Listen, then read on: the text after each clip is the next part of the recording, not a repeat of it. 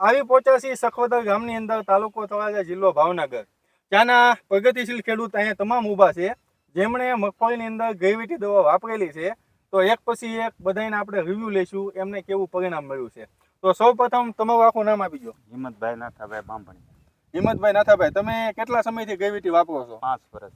તમને એનું પરિણામ કેવું લાગે છે? સારું મળે છે. આવું મળે છે. શું શું ફાયદા દેખાય છે એમાં? એની અંદર જડ ને સિંગુ બિંગુ ફાલ રીકે બધી વાતે સારું છે. તમારું આખું નામ આપો. મારું નામ પ્રેમજીભાઈ મોહનભાઈ બામણિયા. બરાબર.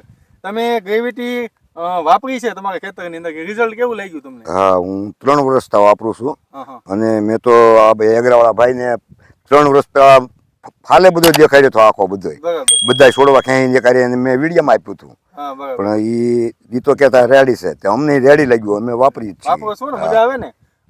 તમારું નામ આપો. મગનભાઈ રવજીભાઈ શાહ. બરાબર. તમે ગ્રેવિટી કેટલા સમયથી વાપરો છો? 3 વર્ષ. 3 વર્ષથી વાપરો છો. તમને રિઝલ્ટ કેવું લાગે છે? સારું આવ્યું. આવું મળે છે. તમારું આખું નામ આપો. મથુરભાઈ રમજીભાઈ સોહા. મથુરભાઈ, ગ્રેવિટીના આ તમારી મગફળીમાં ઊભા છે, કેવું લાગ્યું રિઝલ્ટ તમને? આનામાં હારામાં છે. અને કેટલા રાઉન્ડ મેળ્યા તમે? 2 રાઉન્ડ. 2 રાઉન્ડ મેળ્યા છે. હવે આ મગફળી અત્યારે માનો કે અમારે થોડીક આ ખેતરની અંદર વરસાદની હિસાબે પાણીની અછત છે મિત્રો, છતાં પણ તમે આ નવા ફૂયા તમને સામા દેખાય છે. આ નવું આખું ફૂયાનું બંધારણ તમને તમારી નજરે સામું દેખાય છે. જોરદાર પરિણામ મળેલું છે.